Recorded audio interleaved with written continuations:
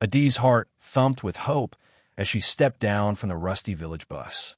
The Enugu evening wrapped around her in a warm haze, the air buzzing with traders shouting, kiki horns blaring, and the scent of roasted corn drifting from roadside stalls. She adjusted the strap of her faded bag, clutching a folded piece of paper tightly. The note her mother had written with trembling hands, directions to Aunt Ngozie's house. Her mother's voice still rang in her ears. Adiz, my sister Ngozi is wealthy now. You'll live in a mansion, eat good food, and go to school like her children. This is your blessing. Don't waste it. At only 13, Adiz believed. She imagined soft beds, plenty of food, cousins who would welcome her with open arms. When the massive gates swung open, she froze. The compound stretched wide, lined with flower beds and polished cars shining in the dusk. She had never seen such grandeur. Then the front door burst open. Aunt Ngozi emerged in a flowing gown, gold jewelry catching the porch light. But instead of joy, her brows furrowed. You're just arriving now? I sent transport money last week. What delayed you? Adiz's voice wavered. I came as fast as I could, Ani. Ngozi scoffed. Come in, wipe your feet. Don't soil my tiles. Inside, the house was like a palace. White marble floors, glittering chandeliers, and an aroma of perfume Adiz had never smelled before. Her cousins lounged on a couch, tapping their phones, not even glancing at her. Then Uncle Obi entered, tall, sharp suit, a smirk tugging at his lips. So, the village girl has arrived. I hope she won't be a liability. She will be useful, Ngozi said coldly. That night, instead of a grand bed, Adiz found herself in a windowless storage room, curled on a thin mat. The floor bit into her bones, hunger gnawed at her stomach, and tears soaked her pillow. This isn't what Mama promised, she whispered into the darkness. The sharp rap on the door startled her awake before dawn. Get up, Adiz. This isn't your mother's house. Go and wash the plates before my children wake. Ngozi's voice was like a whip. Adiz staggered to the kitchen. The sink overflowed with mountains of dirty plates, greasy pots, and leftovers. Her small hands scrubbed furiously, the stench of dried soup clinging to her skin. Hours later, just as she wiped her brow, Ngozi's voice rang again. Sweep the living room and arrange the chairs. My guests are coming.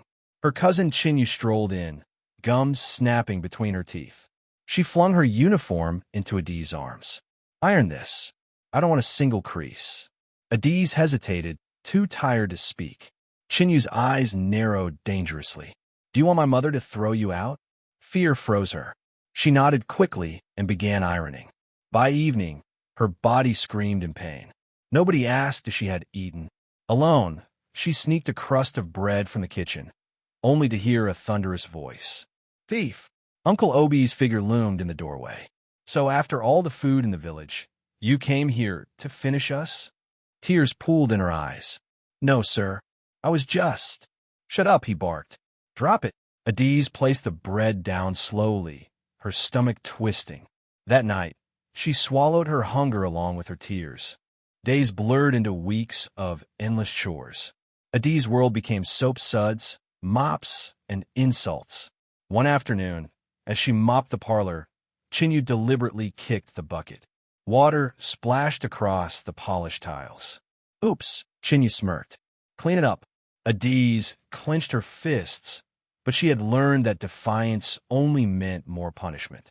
She knelt and wiped the floor in silence.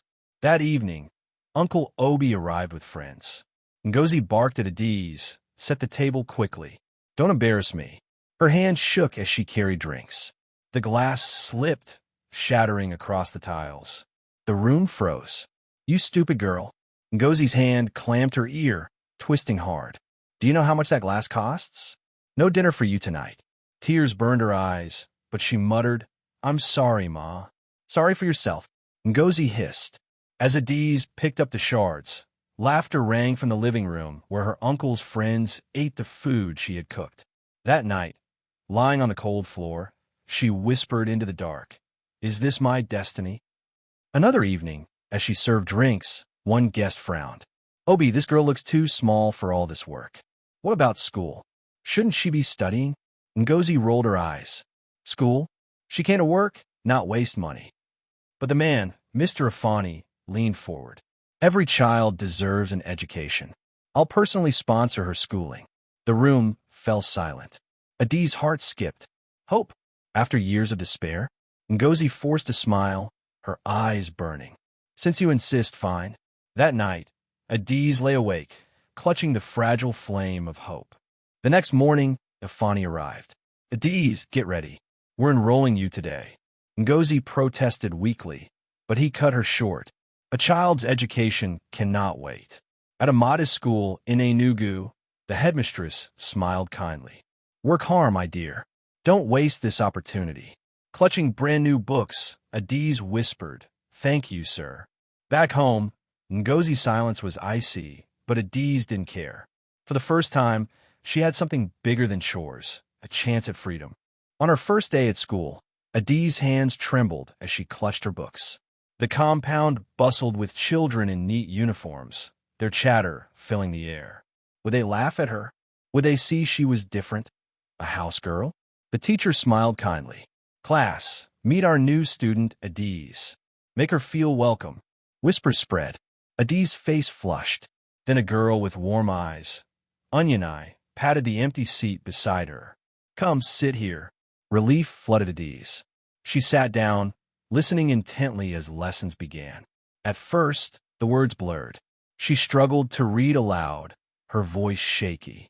But she refused to give up. Each night, after chores, she crouched under the dim security light, struggling through her notes.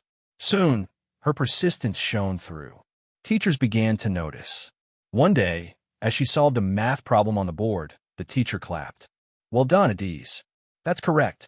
For the first time in her life, she felt pride, not for chores, not for silence, but for her mind. Weeks later, the big test came. Every night, Adiz fought sleep, her eyes stinging as she studied under the flickering compound light. She whispered encouragement to herself. You can do this. Don't fail. When the results were announced, the teacher's voice boomed. First place, Adiz. Gasps filled the room. Adiz blinked, certain she misheard. The teacher smiled proudly. Well done, Adiz. You've earned it. The class clapped. Onion Eye squeezed her hand. For a moment, Adiz felt taller than she had ever felt before. But at home, Ngozi sneered. So, and now school is getting into your head? Don't forget your place in this house. Adiz lowered her eyes, but inside, a flame burned brighter. This is only the beginning. Adiz's relentless effort bore fruit. She topped not just her class, but the entire school. The principal, Mr. Danjuma, summoned her. Your hard work is inspiring. We're granting you a full scholarship. Tears stung her eyes. A full scholarship. Her future was finally opening. But at home, Ngozi's bitterness grew. She piled on extra chores, tried hiding her books. Still, Adiz refused to break. One Saturday, Obi's friend, Mr. Okeke, arrived. Watching Adiz toil under the sun, he frowned. Every time I visit, this girl is treated like a maid. This is wrong. He turned to her. Come to my office Monday. I'll arrange something for you. Ngozi's glare could have pierced steel. Don't you dare say anything foolish. But Adiz's heart raced. A new door was opening. At Mr. Okeke's office, the businessman leaned forward. Adiz, I've seen the way you're treated. No child should live like that. I've arranged for you to stay in the school hostel. I'll cover everything. Adiz's lips parted in shock. The hostel? Yes, he nodded. You'll be free to study without distraction. Do you want this chance? Her throat tightened. Yes, sir. More than anything. That night, she buried the secret deep inside her. But Chinyu's sharp eyes noticed her lighter step, the flicker of hope she carried. What's going on with you? Chinyu demanded one night. Adiz hesitated, then whispered, I'll be moving to the hostel. Mr. Okeke arranged it. For a long moment, silence. Then Chinyu smirked. So you're finally leaving. Good for you. Just pray my mother doesn't find out, or you'll regret it. Adiz's heart pounded. She counted the days to freedom. The morning came. Adiz hid her small bag behind the backyard drum, her pulse racing.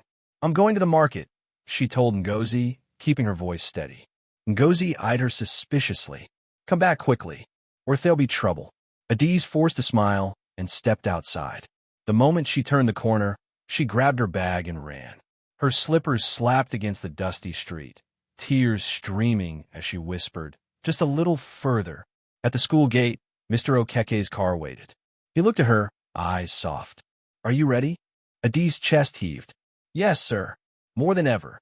As the car pulled away, she didn't look back. For the first time in years, she felt free.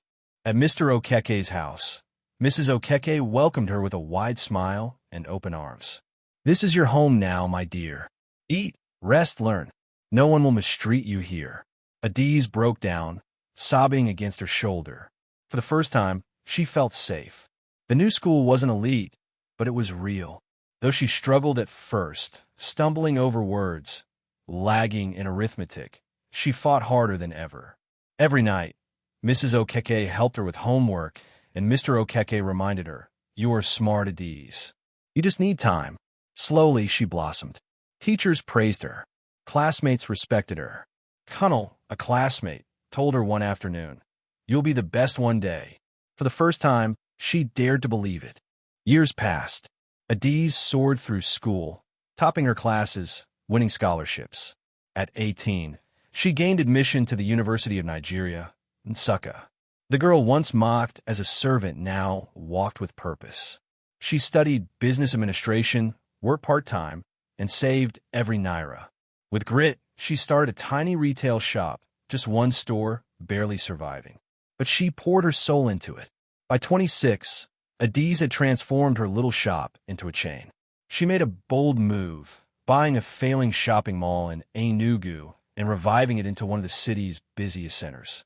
From a house girl to a business mogul, Adiz stood tall, proof that pain could be turned into power, that dreams could rise from ashes.